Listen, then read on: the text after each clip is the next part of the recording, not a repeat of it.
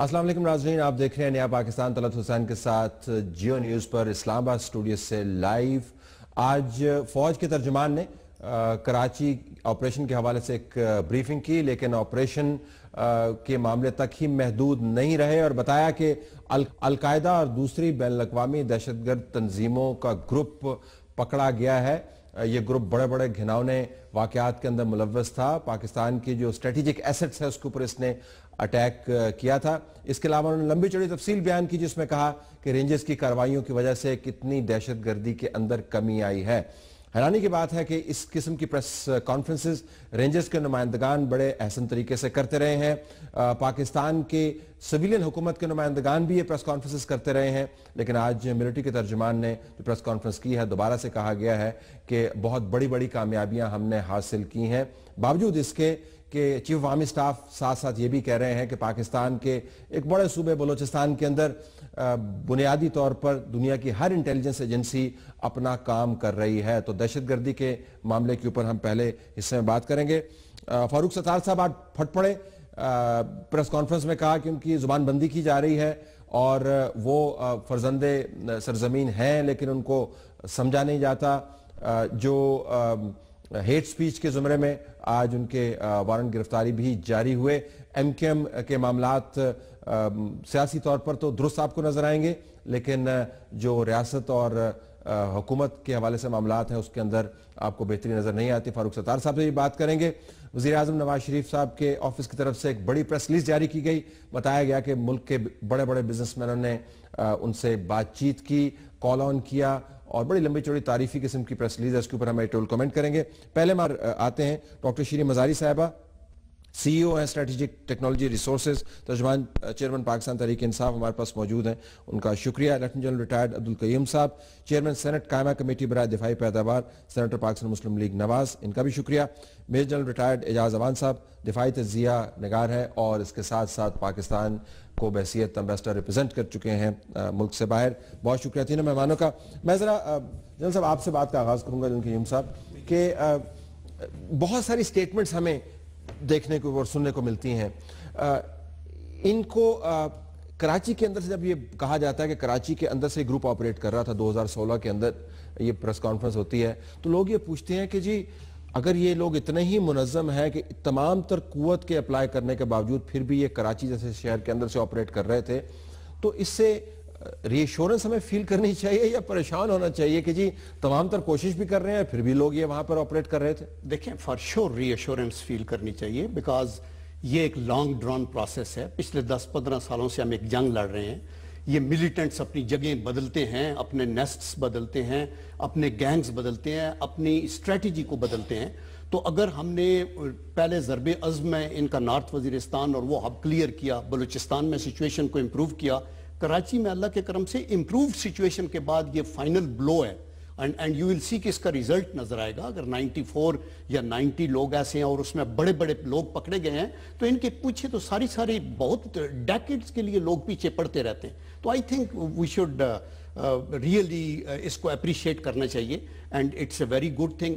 और दूसरी बात यह है कि आर्मी को प्रेस कॉन्फ्रेंस करने की इसलिए ज़रूरत है कि आर्मी पूरे पाकिस्तान में इन्वॉल्व है, एपेक्स कमेटीज में सारे कोर कमांडर्स इन्वॉल्व हैं, चीफ ऑफ आर्मी स्टाफ हर सूबे में जाके अटेंड करते हैं। आपकी तो ये नेशनल वार है जो आपकी हुकूमत नहीं किसी चीज में इन्वॉल्व नहीं। देखिए, चीफ मिनिस्टर्स वहां हैं, आपके चीफ मिनिस्टर्स हैं, होम सेक्रेटरीज हैं, आपके चीफ सेक्रेटरीज हैं, आपके IG पुलिस हैं, वो तो पूरा मतलब हेड ही आपका चीफ मिनिस्टर। जनरल अवान साहब, अगर मैं आपसे पूछ पाऊं, ये दुनिया भर के अंदर जो रीलोकेशन है, फुट सोल्जर्स तो मूव अराउंड करेंगे। आप नॉर्थ वजीरिस्तान में किया, अफगानिस्तान में चले गए, कराची में चले गए, इधर आगे पीछे आ गए और आपने खुद हेड किए हुए ऑपरेशंस मालाकंड के अंदर।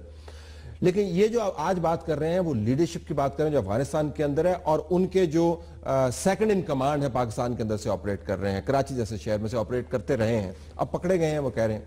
ये इसकी असेसमेंट आपकी क्या है? ये क्या इंडिकेट करता है? पहले तो मैं ये कहूंगा कि अदालत, it is never possible to kill the last soldier of the enemy. ठीक, अगर हम ये कहें कि हमने तमाम दहशत गर्दों को मार दिया है और अब इनका कला कमा हो चुका है, तो ये एक गलत क्लेम होगा। वो हैं, बड़े अरसे से यहाँ जंग लड़ रहे हैं, बहुत बड़ी तादाद में मारे जा चुके हैं, वो ऑन द रन हैं, बहुत कमजोर हो चुके हैं, लेकिन खत्म नहीं हुए। एक ये बात है।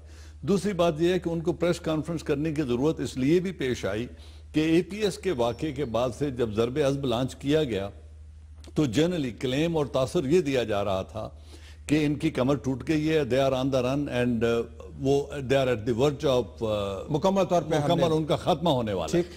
لیکن اس کے ساتھ ساتھ جب باچا خان یونیورسٹی کا انسیڈنٹ ہوا اور اس کے بعد کوئٹہ میں اوپر تلے 2 انسیڈنٹ ہو گئے اور مختلف شہروں میں ہو گئے, آج کراچی میں 3 کریکر اٹیکس ہو گئے جب یہ کانفرنس ہو رہی تھی, تو جنرلی ایک تاثر پیدا یہ ہو رہا تھا کہ کیا ضرب عضب ناکام ہو گئے, کیا یہ آپریشن, اس کا مطلب یہ تو بھی موجود ہیں. اور پھر پورے پنجاب میں بلکہ پورے ملک میں ہمیں اسکول بند کرنے پڑے 10 سے 15 دن ان کی ایک لیڈ کی وجہ سے, جس میں کچھ آدمی گرفتار ہوئے اور انہوں نے کہا تھا ہمارے ساتھ کچھ اور آدمی آئے ہیں اور ہم لڑکیوں کے اسکول ٹارگٹ کریں گے.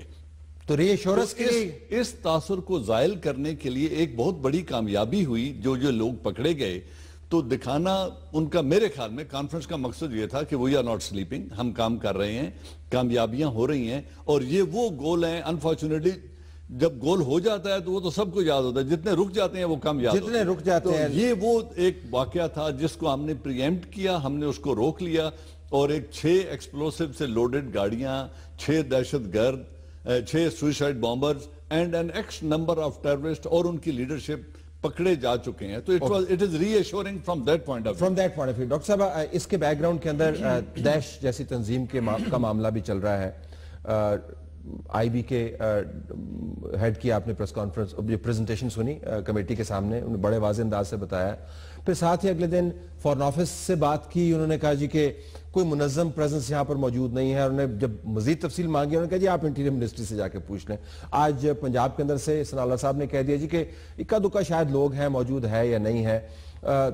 جب اتنی بڑی کنفیوژن ایسے معاملے پر موجود ہو تو ایسی پریس کانفرنسز کتنی ری ایشورنس کا باعث بنتی ہیں؟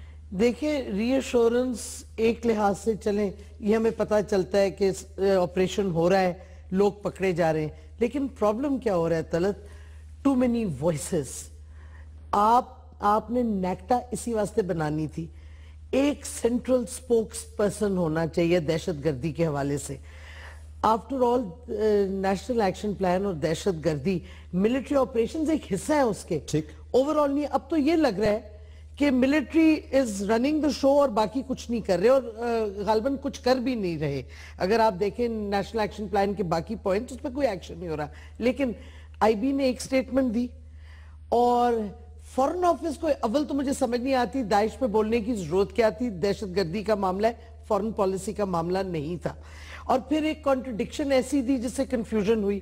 پھر رانا ثناء اللہ جو کہ ہمیشہ ہی ایک سیاسی کنفیوژن کاز کرتے ہیں کہ اکا دکا ہے, مطلب یہ کوئی بات ہے کہنے کی. اگر ایک بھی داعش کا فٹ سولجر موجود ہے اور آپ کو پتہ ہے موجود ہے, پکڑنا چاہیے, ایکشن لینا چاہیے. آپ کیا انتظار کریں گے جب 100 ہوں گے, جب 50 ہوں گے داعش کے ممبرز جو آپ آئیڈینٹیفائی کریں گے, پھر آپ مانیں گے کہ داعش ہے. اور پھر آئی ایس پی آر کا کام نہیں ہے پریس کانفرنسز کرنا. with all due respect to general Bajwa, یہ ملٹری لیڈرز پریس کانفرنسز نہیں کرتے. even when they're conducting operations, آپ کا civilian leadership جو کہ supposed to be in charge یا انٹیریئر منسٹر کو یہ پریس کانفرنس اصولاً کرنی چاہیے. آپ نے دیکھا جنرل صاحب نے کہا supposed to be in charge, یعنی مفروضہ ہمارا یہ ہے کہ آپ انچارج ہیں. کم از کم پریس کانفرنس کے حد تک تو آپ کو, ہم یہ نہیں کہتے کہ ملٹری کی پریس کانفرنس میں کوئی خامی ہے, لیکن اگر آپ کو سیاسی طور پر بھی تمام جماعتوں کو ری ایشور کرنا ہے اور بتانا ہے کہ ہم واقعتاً ہم اون کر رہے ہیں, تو یہ تمام معاملات سویلینز کے ذریعے سامنے آنا چاہیے. پریس کانفرنس کے میں بات نہیں کر رہا ہوں. انہوں نے ذکر کیا کہ پشاور کے اندر جب ایپکس کمیٹی ہوئی تو اس کے اندر سے بھی تاثر یہی ابھرا کہ آپ جو سویلین کمپوننٹ ہے وہ بالکل کمزور ہے. پھر میں اسماعیل خان کی سٹوری کا ایک ریفر کروں گا, ڈان کے اندر انہوں نے چھاپی کہ کس طرح آئی ڈی پیز کی ریٹرن کے لیے جو پیسے پھنسے ہوئے ہیں وہ ریلیز نہیں کیے جا رہے ہیں. تو یہ تاثر گہرا ہوتا چلا جا رہا ہے کہ بنیادی طور پر ہر ادارہ اب اپنی نمائندگی کر رہا ہے اور ایک وائس سے بات نہیں ہو رہی. یہ تاثر ہے. یا دیکھیں, یہ بڑی بد نصیبی ہے کہ ملک ایک بہت سیریس ایمرجنسی سے دوچار ہے اور پوری قوم اس کی لڑائی لڑ رہی ہے, اور افواج پاکستان کا میجر ایلیمنٹ ڈپلائیڈ ہے, اور ہر طبقہ فکر یعنی آپ کی سیکنڈ لائن فورسز کا بھی اور آپ کی پولیٹیکل لیڈرشپ بھی انوالو ہے. اور ہم ہیئر سپلٹنگ میں جاتے ہیں کہ کس نے کیا کہا، اس نے کیا کہا. دیکھیں بات یہ ہے، داعش کی بات ہو یا حکومت کی پریس کانفرنس آرم فورسز کو اس لیے کرنی ہے کہ آرم فورسز انچارج ساری سیکیورٹی کی ان کے ہاتھ کے اندر ہے، آپ نے ان کو ڈپلائی کیا ہوا ہے، ان کو ایگزیکیوشن کورٹس تک کا ان کے پاس ہے، تو انہوں نے بتانا ہے آپ کو کہ سچویشن کیا ہے اور وہ اس طریقے سے ایکسپلین کرے. دوسرا یہ جو ISIS کی بات ہو رہی ہے اس کے اوپر بھی دیکھیں ہمیں دیکھنا ہے کہ گورنمنٹ کا سپوکس پرسن اگر فارن آفس کا بندہ بولتا ہے یا انٹیریئر منسٹری کا بولتا ہے تو we have to take it کہ yes that is what is the state. Now what they are saying I B کی جو بیان دیا پھر اس کو ہم ڈس ریگارڈ کریں؟ نہیں جی، آئی بی کے بیان کی ایک اپنی جگہ اہمیت ہے اور سارے بیسیکلی متضاد ہے نا جی، پھر آپ بتا دیں کس کی اہمیت زیادہ تھا کہ ہم کم از کم یہ تو طے کر لیں. میں آپ کو بتاتا ہوں، دیکھیں متضاد کچھ بھی نہیں ہے. کوئی بھی یہ نہیں کہہ رہا کہ ISIS کا خطرہ نہیں ہے. اگر ISIS کا خطرہ یورپ اور امریکہ میں ہے اور پورے مڈل ایسٹ شعلوں کی لپیٹ میں ہے، خطرے میں ہونے میں ان کی فعالیت میں زمین آسمان کا فرق ہے. آئی بی کی چیف نے کہا فعالیت ہے ان کے خطرے میں. سینٹرل ایشین ریپبلکس میں بھی اگر ان کی پریزنس ہے، اور اگر امریکن کمانڈر افغانستان کے اندر یہ کہہ رہا ہے کہ جی ان کی افغانستان میں بھی اور پاکستان میں بھی ان کے کچھ لوگ ہیں جو اپنے آپ کو آرگنائز کر رہے ہیں، but at the same time یہ جان کیمبل نے کہا کہ دے آر ناٹ آپریشنلی، ابھی تک وہ کسی آرگنائزیشن میں نہیں ہے. دیکھو یہ کیوں کہا جاتا ہے؟ یہ اس لیے کہا جاتا ہے کہ داعش مڈل ایسٹ کے اندر ہے تو ان کے پاس ایک علاقہ ہے اور وہاں کسی کی جرت نہیں آتی ہے. القاعدہ افغانستان میں تھی تو تورا بورا کے اوپر آپ کو ڈیزی کٹر پھینکنے پڑے. آپ کا TTP پاکستان میں تھا تو نارتھ وزیرستان کا ایریا آپ کے لیے نو گو ایریا تھا. اس طرح کی آرگنائزڈ ان کا کوئی فورٹریسز نہیں ہے. جب تک وہ قلعے نہیں بنائیں گے تب تک کیوں آپ اس جمپ پہ کیوں کریں؟ ہم اویئر ہیں، دیٹ از وائی ان کو پکڑ رہے ہیں. جل صاحب ضرور نے ڈیل کیا ہے، سلیپر سیلز کے اوپر جا رہے ہیں. جل صاحب جب تک وہ زمین کے اوپر قبضہ کر کے جھنڈا نہ اپنا کھڑا کر دے تب تک ہمارے خیال میں منظم پریزنٹ نہیں. ڈیڈ آئی سے کہ ہم ایکشن نہیں لینا چاہتے یا نہیں لے رہے؟ آئی ایم سیئنگ میں ذرا آپریشنلی جو آپ نے ڈیل کیا ہوا ہے نا کہ اننیسیسریلی بھی ایک پینک کریٹ کرنے کی بجائے مبالغے سے ہمیں جو سچویشن ہے اس کو بتانا ضروری.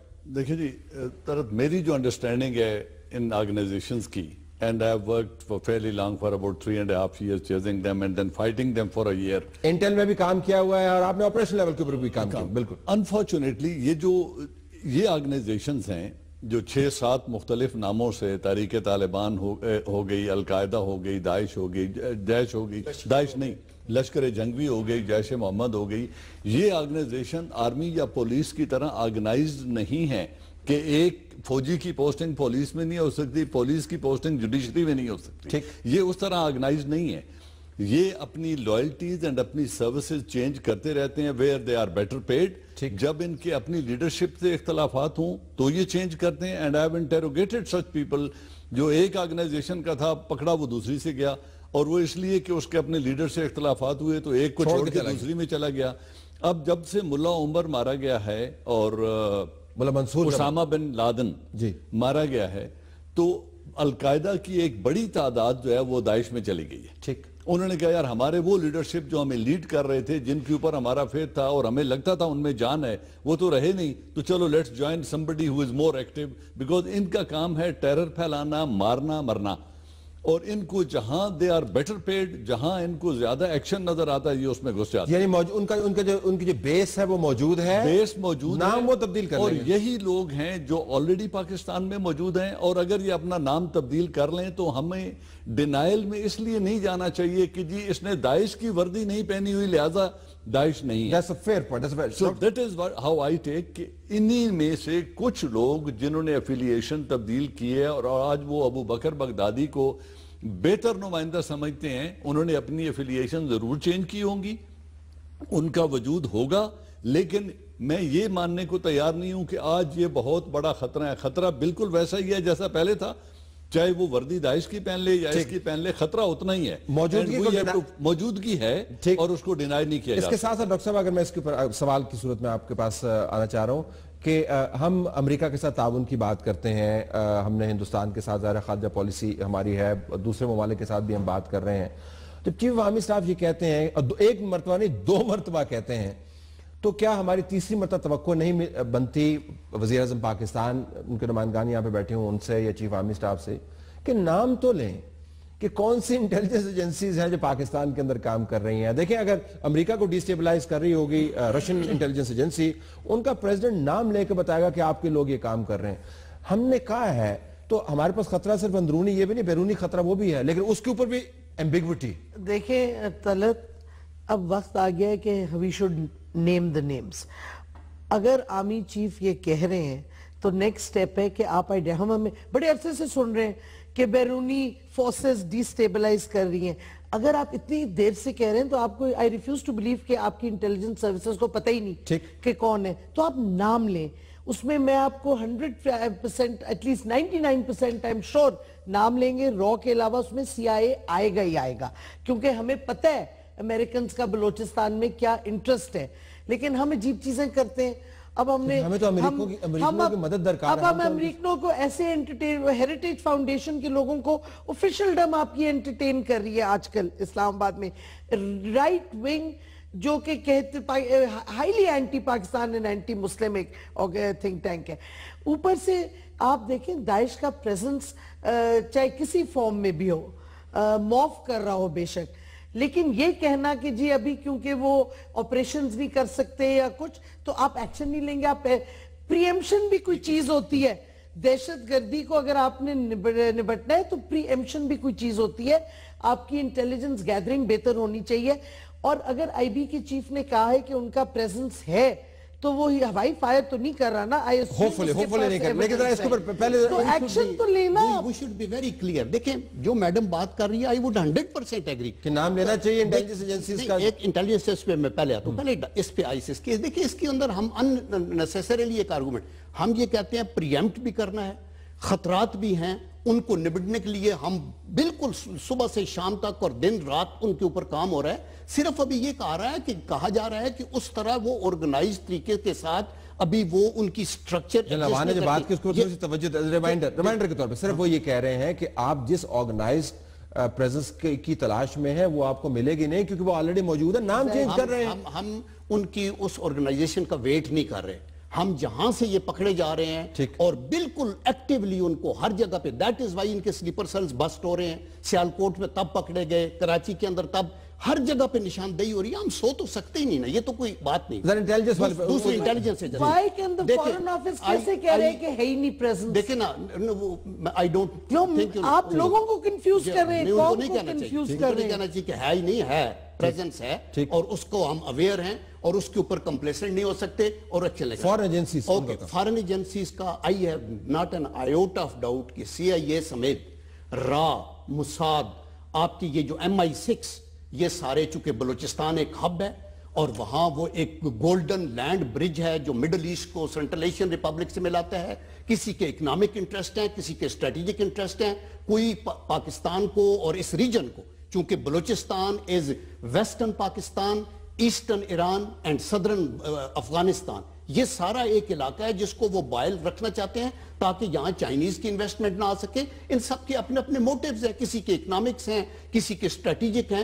تو دیٹ از دی ریزن کہ پاکستان سفر کر رہا ہے. دیٹ از وائی رحیل شریف نے یہ کہا کہ جی یہ ہب ہے پراکسی جنگوں کا. لیکن ستم ظریفی آپ دیکھیے, جن صاحب آپ سے ستم ظریفی دیکھیے, یہ وہی ممالک ہیں جن کی مدد سے ہم دہشت گردی کو, ظاہر اب CIA کا چیف خود تو آ کے نہیں کر رہا ہوگا, ان کو تو فٹ سولجرز چاہیے ہوں گے. را کا چیف خود تو نہیں کر رہا ہوگا, فٹ سولجرز چاہیے. اور آپ نے سوات میں دیکھا کہ کہاں سے فنڈنگ ہوتی تھی.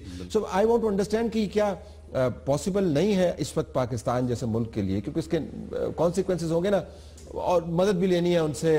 ہمارے بچوں نے پڑھنے کے لیے باہر جانا ہوتا ہے, نوکریاں بھی امریکہ کے اندر ہوتی ہیں, تو ہم تھوڑا سا اجتناب برتنے ہیں. شاید اس وجہ سے ہم ریلیکٹنٹ ہیں نام لینے کے لیے, یا کوئی اور وجہ؟ میرے خیال میں موسٹ لائکلی تو یہی ہے, ہماری لیڈرشپ کی ایک سوچ ہے, ایک پریورٹی ہے جو مجھے نظر آتی ہے. ہم لوگ اپنا جو ڈپلومیٹک منور ہے یا ایکسٹرنل منور میں اتنے کمزور ہیں کہ we can not call spade a spade. ایک زمانہ ابھی چند ماہ پہلے ایک بات ہوتی رہی کہ ہم نے را کی انوالومنٹ کے ثبوت کی فائل UN میں دی ہے, ڈوزیئر بھیج دیے. ٹھیک, لیکن جب ان سے اوفا میں ملاقات ہوئی یا ادھر گھر پہ بلا کے ملاقات ہوئی تو وہاں تو بڑے شیر و شکر تھے, وہاں تو بات کوئی نہیں ہوئی. ہم لوگ اسی طرح ہم بات کرتے ہیں افغانستان کی, ہم ان کو پچھلے 30 برس سے ہوسٹ کر رہے ہیں. آج بھی 15 لاکھ افغان ادھر پھر رہا ہے, کاروبار کر رہے ہیں, تجارت کر رہے ہیں, لیکن ہم ان کی بات نہیں کرتے کہ وہ ہمارے ملک میں کیا کرا رہے ہیں. اسی طرح مجھے امریکہ کی ایویڈنس تو میرے پاس کوئی نہیں, لیکن ان کے ڈپلیشس کیریکٹر میں کوئی شک نہیں کہ جب میرے ملک میں حملہ ہونا تھا تو وہ ایک دن میں 2 ڈرون سٹرائک اور مہینے میں 30 ڈرون سٹرائک کرتے تھے. آج افغانستان میں تو ان کی کوئی ڈرون سٹرائک نہیں ہو رئی. انہوں نے اب ڈیوس جیسے لوگ پکڑے ہیں یہاں پہ نہیں, آپ نے چھوڑے ہیں سر, پکڑے نہیں. ٹھیک ہے, چھوڑے تو یہ ہوا. اور پھر ان جو سی آئی اے ہو, میں نام لے کے کہہ رہا ہوں, سی آئی اے ہو یا دوسری آرگنائزیشنز ہوں, ان کی ان دہشت گرد تنظیموں کے اندر ہیومن انٹیلیجنس کی اتنی پینیٹریشن ہے کہ یہ ان کو ویپن سپلائی کرتے ہیں, ان کو وائرلیس ایکوپمنٹ سپلائی کرتے ہیں, ان کو ٹیلی فون سپلائی کرتے ہیں, اور پھر ان کو ٹریک کرتے ہیں کہ کون کہاں آپریشن کر رہے ہیں, اور پورا پروفائل بنا کے بیٹھ جاتے ہیں, اور پھر ہماری لیڈرشپ کے کان مروڑتے ہیں کہ جی آپ دیکھو, کان مروڑتے ہیں جس کی وجہ سے زبان بند ہو جاتی ہے. آپ کیوں اپنے کان مڑواتے ہیں ان سے؟ This is what the leadership, this is the call, this is the call on the leadership کہ stand up and talk of the national interest. India سے ہم صبح شام تجارت کی بات کر رہے ہیں, انہوں نے ایک ٹیلی فون کی شکایت لگائی اور آپ نے کہا جی ہم نے مسعود اظہر کو پکڑ لیا ہے. آپ نے یہ بھی کہا ہم انٹیروگیشن ٹیم بھیج رہے ہیں, انہوں نے کہا مت آنا, ہم ایئرپورٹ میں انٹیروگیشن ٹیم کو نہیں داخل ہونے دیں گے. ذرا اس کے ساتھ ساتھ ایک اور کنٹرڈکشن. ایک طرف سے ہم یہ بھی دنیا کو کہہ رہے ہیں کہ ہم نے جو فرق روا نہیں رکھتے کہ کوئی گروپ ہمارا فیورٹ نہیں ہے, اور ہم سب کے خلاف یکساں جو دہشت گردی ملوث ہے یا جو خلفشار پھیلا رہے ہیں, زمین کو اور فساد پھیلا رہے ہیں. دوسری طرف ہم دنیا کو یہ بھی کہہ رہے ہیں کہ ہم طالبان آپ کو ٹیبل پر ڈیلیور کر کے دیں گے. تو I'm just trying to understand کہ اگر حقانی نیٹ ورک جو ہے وہ اس جگہ پر آپریٹ کر رہا ہے, تو حقانی نیٹ ورک اگر آپریٹ کر رہا ہے تو اس کی, اس کو ہم کہتے ہیں کوئڈ پرو کو, یعنی دوسرے گروپس کے ساتھ کچھ معاملات طے کر کے کر رہا ہوگا, تو ہم طالبان کو ڈسکشن کے ٹیبل پر ڈیلیور کر رہے ہیں یا ہم تمام گروپس کے ساتھ یکساں طور پر ڈیل کریں؟ نہیں, اور دیکھیں آپ میسج پھر کیا دے رہے ہیں دنیا کو کہ طالبان اور آپ کی ابھی بھی لنک ہے, and that's why آپ کمٹ. دیکھیں پرابلم کیا ہوتا ہے, ہم لانگ ٹرم نہیں دیکھتے کہ کیا ری ایکشن آئے گا ہماری سٹیٹمنٹ سے, ہم سوچ سمجھ کے نہیں کرتے, ہم ہر چیز ہسٹلی کر دیتے, پھر ہمیں بیک ٹریک کرنا پڑتا ہے. جس کو چودھری شجاعت ہے ڈنگ ٹپاؤ, ڈنگ ٹپاؤ, یعنی وقت آپ گزار دیں ذرا. میں اس میں تھوڑا سا with due respect ڈاکٹر مزاری سے اختلاف کروں گا. میری ذاتی سوچ یہ ہے اور ایکسپیرینس یہ ہے کہ وہ کوئی بھی intelligence agency who, it is not worth the salt اگر اس کی کسی بھی تنظیم کے اندر انگریس یا ریچ نہیں ہے. There I agree with you. اگر طالبان کے ساتھ آئی ایس آئی رابطے نہیں ہیں تو وہ نااہل آرگنائزیشن ہے. اگر اس کے رابطے ہیں, یہ میں نہیں کہہ رہا کہ ہم خیال ہوں اور انہیں لڑائیں, ان کے رابطے ہونے چاہیے, انڈیا میں بھی ہونے چاہیے, افغانستان میں بھی ہونے چاہیے, کھاد میں بھی ہونے چاہیے, طالبان میں بھی ہونے چاہیے, اور جب قوم کو ضرورت ہو یا جب کسی مصالحتی انداز کی ضرورت ہو تو وہ ان اپنے کانٹیکٹ لوگ کہتے ہیں, وہ لوگ کہتے ہیں کہ آپ افغانستان کے طالبان کو تو ٹیبل کا شرف بخش رہے ہیں اور پاکستان کے طالبان کو آپ چیز کر رہے ہیں. میک اپ یور مائنڈ کہ کیا واقعتاً یہ دونوں مختلف ہیں کیٹیگریز؟ اصل ایشو یہ ہے جو تضاد. دیکھیں یہ assumption ٹھیک نہیں ہے کہ ہم یہ وعدہ کر رہے ہیں کہ ہم ان کو ڈیلیور کریں گے. ہم پاکستان گورنمنٹ یہ کہہ رہی ہے کہ we will do our best, جو کچھ ہم کر سکتے ہیں. کوئی بھی بیسٹ کیا ہوگا جی؟ بیسٹ کیا ہوگا؟ کبوتر تو نہیں بھیجیں گے نا ان کے پاس, ان کو ظاہر رابطے کے ذریعے ان کو ٹیبل کے اوپر لے کے آئیں گے. اگر کوئی لنکیجز ایسے ہیں جیسے جنرل اعجاز نے کہا, تو ہم ان کو ایکسپلائٹ کر کے ان کو کرنے کی کوشش کریں گے, لیکن ہم ہمیشہ یہ کہتے ہیں کہ یہ ان کے اپنے معاملات ہیں افغانستان کے, and they should sort them out themselves. لیکن اگر وہ نہیں کر سکتے اور ہمیں چاہتے ہیں کہ میزبانی کا شرف دیتے ہیں تو ہم حاضر ہیں, ہم ہر طرح کی این ڈی ایس کے پاس بھی تو لنکس ہوں گے نا, افغانیوں کے پاس نہیں لنک, این ڈی ایس جو ان کی سروس ہے. ان کو ٹیبل پہ بٹھا کون رہا ہے؟ چائنا, امریکہ, پاکستان. کیا یو ایس کے ان کے ساتھ لنکس نہیں؟ یو ایس کے ان کے ساتھ رابطے نہیں ہیں جنہیں لڑنے کے لیے وہ 7 سمندر پار سے آئے ہوئے ہیں, ان کے بھی تو رابطے ہیں. بالکل ان کے رابطے ہیں. وہ کیوں نہیں کمٹمنٹ کر رہے کہ ٹیبل پہ لائیں گے؟ لیکن ان کا ایڈوانٹیج یہ ہے, جنرل صاحب بسط احترام وائنڈنگ آپ, ان کا ایڈوانٹیج یہ ہے کہ ان کے ساتھ نیبرہڈ میں افغانستان نہیں ہے جی, کافی دور بیٹھے ہوئے ہیں, ہمارے تو بالکل نیبرہڈ کے اندر ہے. All the more reason we should have contact. اچھا چل ٹھیک ہے, we have to leave it there. Doctor صاحبہ, جنرل صاحبان دونوں ہیں تو ٹی ٹی پی سے ہیں. جنرل صاحبان دونوں بہت شکریہ آپ کا. ناظرین, پروگرام ہمارا جاری ہے. اگلے حصے میں بات کر رہے ہوں گے, فاروق ستار صاحب کہہ رہے ہیں کہ زبان بندی ہو رہی ہے, جو جس قسم کے بیانات آتے رہے ہیں ایم کی طرف سے، کیا واقعتاً وہ ایک فری ایکسپریشن کے زمرے میں آتا ہے یا انہیں وہ حدیں پھلانگی ہیں جس کا نتیجہ اس وقت وہ بھگت رہے ہیں؟ Stay tuned for that.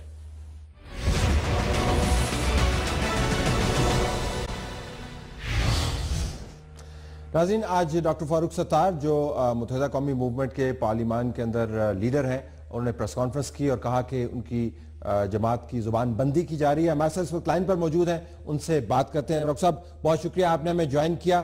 میں ذرا یہ آپ سے جاننا چاہوں گا، ایک ایسی زبان بندی ہے جس کے اندر آپ پریس کانفرنس بھی کر سکتے ہیں، جس کے اندر آپ پارلیمان میں بھی بول سکتے ہیں، جس کے اندر ہمارے پروگرام کے اندر آ کے آپ انٹرویو بھی دے سکتے ہیں، تو کہاں پر زبان بندی ہوئی ہے آپ کی؟ تو آپ کھل کے بات کر رہے ہیں، تمام باتیں کر رہے ہیں. نہیں، میرے خیال میں آپ سمجھے نہیں پریس کانفرنس کو. ہم نے یہ کہا کہ یہاں ایک دوہرا معیار ہے اور دو عملی ہے. پاکستان کے آئین اور قانون کا اطلاق ایک سیاسی جماعت اور اس کے رہنما پر دوسرے طریقے سے ہوتا ہے، اور باقی سیاسی جماعتوں اور ان کے رہنماؤں پر اسی طرح کی بات کہنے پر اس کا جو ہے وہ اطلاق دوسری طریقے سے ہوتا ہے. مثال کے طور پر ہم نے اس میں کچھ انٹرویوز دکھائے ہیں، کچھ تقاریر دکھائی ہیں، اور نواز شریف صاحب کا ایک پرائیویٹ ٹیلی ویژن کے کسی اینکر کے ساتھ انٹرویو ہے. خواجہ آصف جو پی ایم ایل این کے رہنما، ان کی میرے خیال میں اسمبلی میں تقریر ہے جس کو اس میں دکھایا گیا، اور ہم نے یہ بتایا ہے کہ جو باتیں انہوں نے پاکستان کے افواج پاکستان یا پاکستان کی جو افواج پاکستان کے جو مقتدر اہلکار ہیں، جو جرنیل ہیں، ان کے حوالے سے جو بات کی ہے، تو اس کا کبھی کوئی نوٹس نہیں لیا گیا، اس پر کبھی کوئی مقدمہ نہیں بنا ہے، کبھی ان کی تقاریر اور ان کی تصاویر پر، ان کے بیان پر پابندی نہیں لگی، کبھی ان کی زبان بندی نہیں ہوئی ہے.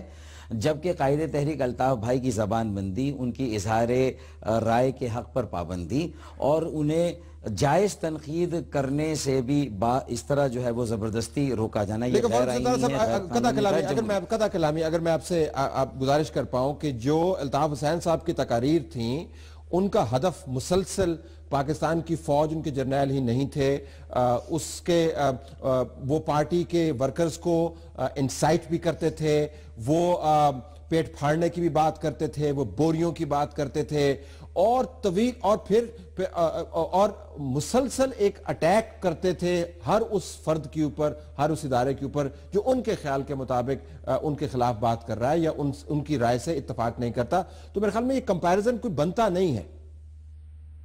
دیکھیں، میں آپ کے ان عمومی حوالوں کو پہلے تو مسترد کرتا ہوں، ایسی بات الطاف بھائی نے کی نہیں. دوسری بات یہ ہے کہ سیاق و سباق سے بالکل آپ جو ہے وہ ہٹ کر بات کر رہے ہیں. ان کے جس مبینہ بیان اور تقریر کا نوٹس لے کر ان پر جو پابندی لگائی گئی ہے، اس کو آپ خود اکیلے میں آپ چلا کے سنیے گا. اور جن تقاریر کا اور انٹرویوز کا ہم نے حوالہ دیا ہے، جس میں ہم نے تمام سیاسی جماعتوں کے رہنماؤں کی بات کی، اس میں آصف علی زرداری صاحب نے اینٹ سے اینٹ بجا دینے کی بات کی تھی، تو وہ ظاہر اپنے کسی سیاسی مخالف کے لیے بات نہیں کی تھی. نواز شریف صاحب نے اپنے انٹرویو میں جو باتیں کی ہیں کہ پاکستان کو کس نے توڑا ہے، پاکستان کو توڑنے والا فوجی ٹولہ ہے، میں اس کو ریپیٹ نہیں کرنا چاہتا، آپ کا ٹائم کم ہے.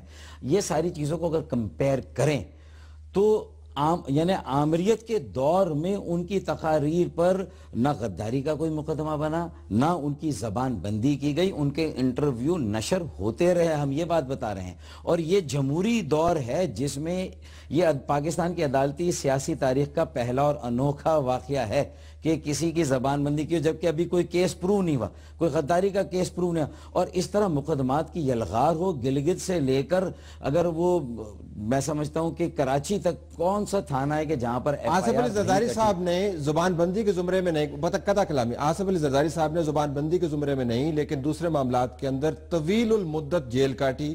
نواز شریف صاحب نے ملٹری ڈکٹیٹر کے ہاتھوں طویل المدت ایگزائل اور جیل کے اندر گئے. تو معاملہ صرف زبان بندی کا نہیں، معاملہ یہ ہے کہ ان تمام لیڈران نے ایک سیاسی سیاق و سباق کے اندر ایک سٹینڈ لیا.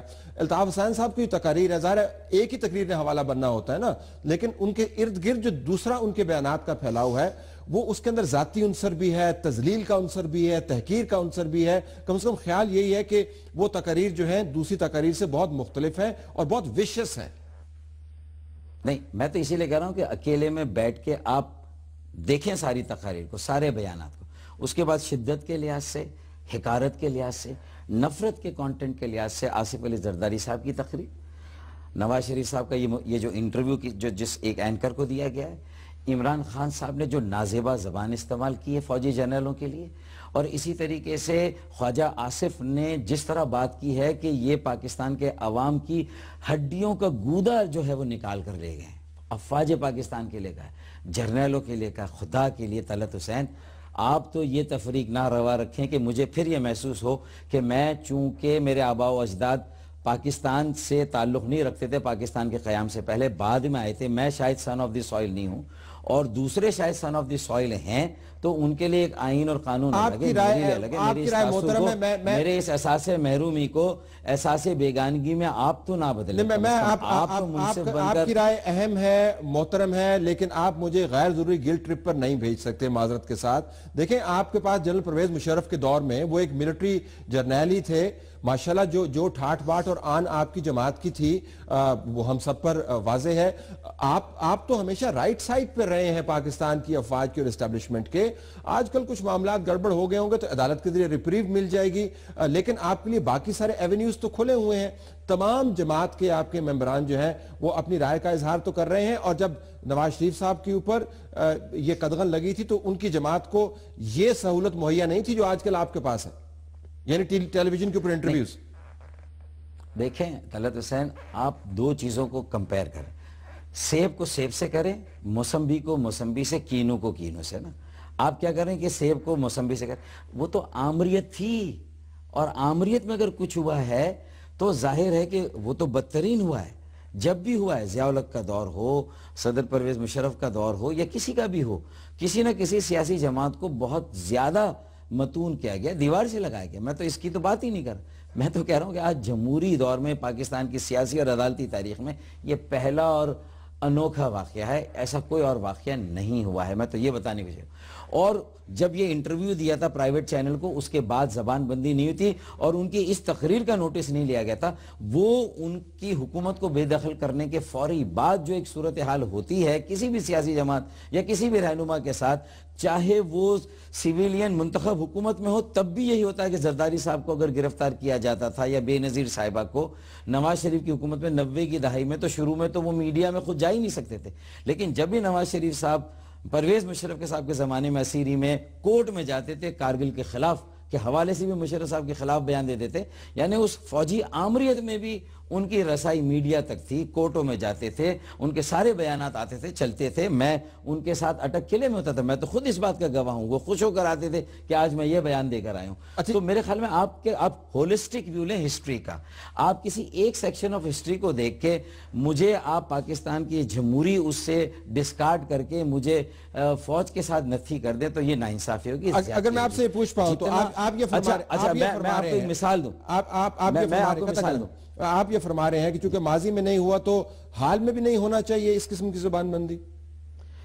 میں یہ کہہ رہا ہوں اگر ہو تو سب کے ساتھ ہو، ورنہ کسی کے ساتھ نہیں ہونا چاہیے، میرا تو صرف یہ کہنا ہے۔ اور اگر میں اور آپ اس کے جج نہیں بن سکتے، آپ کا کوئی اور تاثر ہے کسی بات کو سن کے، میرا کچھ اور ہے، آئیے ایک جوڈیشل کمیشن بناتے ہیں، الطاف بھائی کا یہ جو مبینہ بیان جس کو متنازع بنایا گیا تقریر، وہ دیتے ہیں اس جوڈیشل کمیشن کو، اور باقی جتنے بھی 6 8 10 رہنما ہیں انہوں نے بھی آج تک جو باتیں کی وہ سب دیتے ہیں۔ تو جوڈیشل پروسیس وہ سارے رہنما اپنے بیانات کو ریٹریکٹ کریں، واپس لیں، یا پھر یہ کہ معافی مانگے، یا پھر یہ ہے کہ وہ قائد تحریک الطاف بھائی کا بیان قابل تعزیر ہے، قابل گرفت ہے، اور اس پر ابھی پٹیشن ہوئی ہے، مقدمہ بھی نہیں بنا ہے۔ تو آپ انتظار فرمائیے، دیکھیں کیا تو موجودہ عدالتی نظام جو ہے، جو پروسیس جو ہے، آپ کا کیا خیال ہے اس میں سے آپ کو اس معاملے پر انصاف ملتا ہوا نظر نہیں آتا یا کیا؟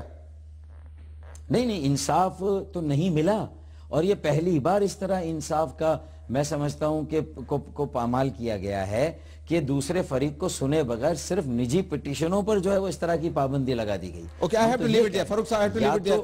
جاتے جاتے اگر میں آپ سے پوچھ پاؤں، وارنٹ گرفتاری کا جو آج جو خبر چل رہی ہے، آپ کی کیا پوزیشن ہے؟ آپ تو ہمارے ساتھ ٹیلی ویژن پر موجود ہیں، لائیو بات چیت کر رہے ہیں۔ دیکھیں یہ سارے انتقامی کارروائی کے تحت اور سیاسی بنیادوں پر مقدمات بنائے گئے تھے، اور میں سمجھتا ہوں کہ جیسے ہی سیاست بدلتی ہے ان مقدمات کی اہمیت اور حیثیت ختم ہو جاتی. مقدمات صرف مقدمات بنانے کے لیے تھے، کسی کی گرفتاری نہیں ہوئی ہے، یا تو انہیں منطقی انجام تک پہنچایا جائے، وہ چالان بھی دیا جائے کہ سہولت کار کا ہونے کا مقصد کیا ہے. اگر کسی کی تقریر اشتعال انگیز نفرت انگیز ہے تو ثابت کیا جائے کہ وہ اشتعال انگیز ہے، نفرت انگیز. ثابت کیے بغیر اپنے تاثر پر کسی بھی ریاستی ادارے کو اختیار نہیں کہ کسی کی تقریر پر پابندی لگا دے، نہ حکومت پر ہے. کورٹوں کو تو بحال کرنا چاہیے اگر بنیادی حقوق سلب ہوں، یا نہ کہ کورٹ آپ کو پکڑے جانے کا کوئی خطرہ نہیں ہے، تو آپ کو پکڑے جانے کا کوئی خطرہ نہیں. دیکھیں مجھے مطلب میں کہیں بھاگ نہیں رہا ہوں، میں کہیں جا نہیں رہا ہوں، میں موجود ہوں. مجھے پکڑنا ہے تو یہاں پر آ کے پکڑ لیں. میں اپنے گھر سے آپ کو یہ انٹرویو یہ جو آپ کے سوالوں کے جواب دے رہا ہوں، تو میرے خیال میں اگر عدالت کے حکم کو جو ہے وہ کرنا ہے تو حکومت سوچے کہ کیا اس کی پالیسی ہے اریسٹ کرنے کی. کیا اس کیس میں کوئی ایسا ہے جو چالان کبھی جائے گا اور کبھی یہ کیس چلے گا اور یہ صرف میڈیا ٹرائل ہی رہے گا؟ یہ میرا میڈیا ٹرائل ہے. فاروق صاحب I have to leave it there. آپ کا بہت شکریہ، آج آپ نے ہم سے بات کی. ناظرین، ڈاکٹر فاروق ستار اپنا نقطہ نظر بیان کر رہے تھے. ہمارا ایڈیٹوریل کمنٹ باقی ہے. Stay tuned for that.